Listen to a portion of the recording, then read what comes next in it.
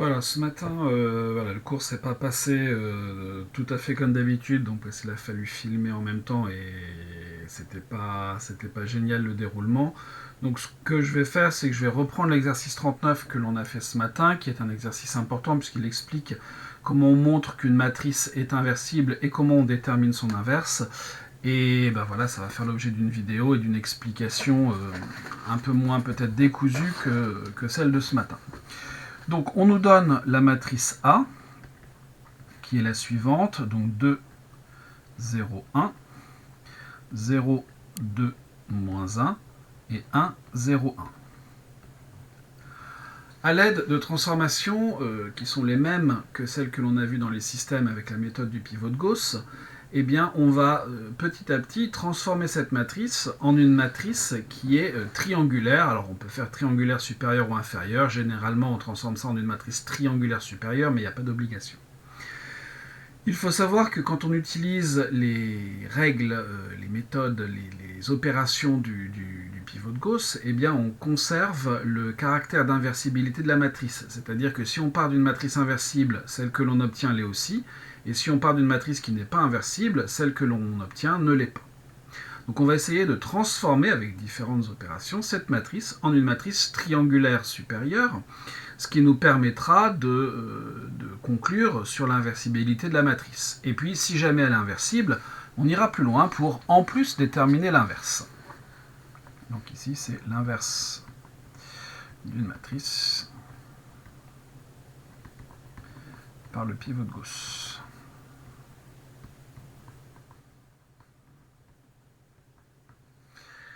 Donc ici, on a bien remarqué qu'on avait beaucoup plus de facilité à faire les calculs quand il y avait un 1 qui était en haut à gauche. Donc ce que je vais faire, c'est que je vais commencer par échanger les deux lignes. Donc dans la ligne 1, je vais mettre la ligne 3. Donc 1, 0, 1. La deuxième ligne, je n'y touche pas. Et la troisième ligne, je vais mettre la ligne 1, c'est-à-dire 2, 0, 1. Voilà. Je ne marque pas de signe égal ou quoi que ce soit, les deux matrices ne sont pas égales. C'est une nouvelle matrice que j'ai fabriquée, simplement si la matrice de départ est inversible, eh bien cette nouvelle matrice l'est aussi. Ensuite, il faudrait que je fasse disparaître le coefficient 2 qui est ici, donc je vais conserver ma première ligne. Je vais conserver ma deuxième, elle est très bien pour une matrice triangulaire. Et ma troisième ligne, je vais elle aussi la remplacer par la troisième ligne moins 2 fois la première. Donc 2 moins 2 fois 1, bah 2 moins 2, 0. C'est normal, c'est fait exprès. 0 moins 2 fois 0, 0 moins 0, 0. 1 moins 2 fois 1, 1 moins 2, donc moins 1. J'obtiens ici une matrice triangulaire supérieure.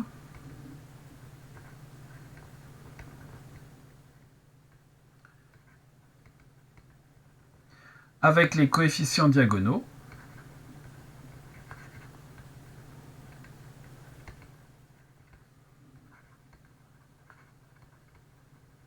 Qui sont tous non nuls.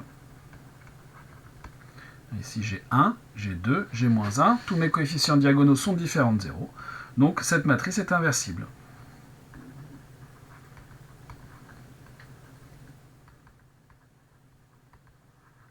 Donc A est inversible aussi.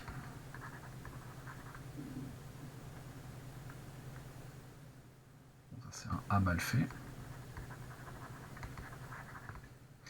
Une fois que je sais que ma matrice est inversible, je vais poursuivre le travail jusqu'à temps que j'obtienne la matrice identité. Donc, ma première ligne, pour l'instant, je n'y touche pas. La deuxième, je ne vais pas y toucher non plus. La troisième, je vais faire apparaître un 1 en la multipliant tout simplement par moins 1. Donc 0 multiplié par moins 1, 0. 0 multiplié par moins 1, 0. Moins 1 multiplié par moins 1, ça nous fait 1. Ma troisième ligne, elle est très bien. Étape suivante, je vais pouvoir faire disparaître le moins 1 qui est ici en ajoutant la troisième avec la deuxième. Donc la première, je n'y touche toujours pas. La deuxième, je vais la remplacer par la deuxième plus la troisième. Donc 0 plus 0, 0. 2 plus 0, 2. Moins 1 plus 1, 0. Et la troisième, je n'y touche pas. Alors bien sûr, il est tout à fait possible d'aller un petit peu plus vite, de combiner plusieurs opérations en même temps. Mais ici, comme j'essaye de vous montrer cet algorithme du pivot de Gauss sur les matrices, j'évite d'aller trop vite. Étape d'après, je voudrais faire disparaître le 2 qui est ici. Donc là encore, la première ligne, je n'y touche pas. La deuxième ligne, je vais la multiplier par 1,5. 0 multiplié par 1,5, 0. 2 multiplié par 1,5, 1. 0 multiplié par 1,5, 0. Et la troisième, je n'y touche pas.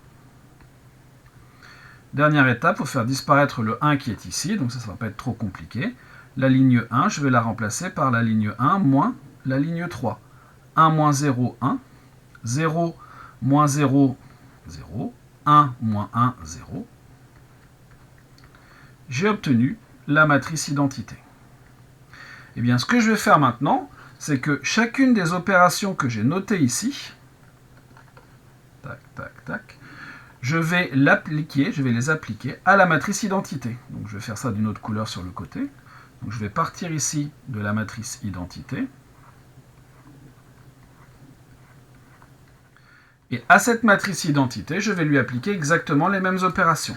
Premières opérations, je dois échanger les lignes 1 et 3. Donc je ne renote pas les opérations puisque je les ai déjà notées ici. Donc ici, c'est la ligne 3 qui vient. La deuxième ligne, je n'y touche pas. Et dans la troisième ligne, eh bien, c'est la première qui vient. J'obtiens cette matrice-là. Étape d'après, les deux premières lignes, je n'y touche pas. Et la troisième ligne, je vais la remplacer par L3 moins 2 fois L1. 1 moins 2 fois 0, 1. 0 moins 2 fois 0, 0. 0 moins 2 fois 1, moins 2.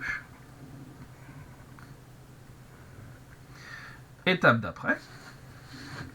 La première ligne, je n'y touche pas, donc 0, 0, 1. La deuxième ligne, je n'y touche pas. Et je prends l'opposé de la troisième ligne. Donc, moins 1, l'opposé de 0, c'est 0. L'opposé de moins 2, c'est 2. Je dois maintenant ajouter la deuxième et la troisième ligne. Donc la première, je n'y touche pas. La dernière, je n'y touche pas. Alors, il faut que je la recopie au bon endroit. Et la deuxième, je fais la deuxième plus la troisième. 0 plus moins 1, moins 1. 1 plus 0, 1. 0 plus 2, 2. Étape d'après, je dois prendre la moitié de la ligne du milieu. Donc je vais avoir 0, 0, 1. Moins 1 demi. 1 demi, 2 sur 2, 1. Et la dernière ligne, je n'y touche pas. Dernière étape, je dois faire la ligne 1 moins la ligne 3. Et mettre ça dans la ligne 1. Donc 0 moins moins 1, 0 plus 1, 1. 0 moins 0, 0. 1 moins 2, moins 1. Ma deuxième ligne, je n'y touche pas.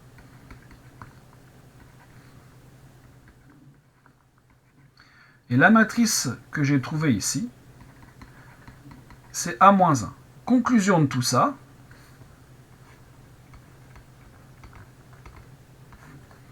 A est inversible d'inverse A puissance moins 1 égale 1, 0, moins 1, moins 1 demi, 1 demi, 1, moins 1, 0, 2.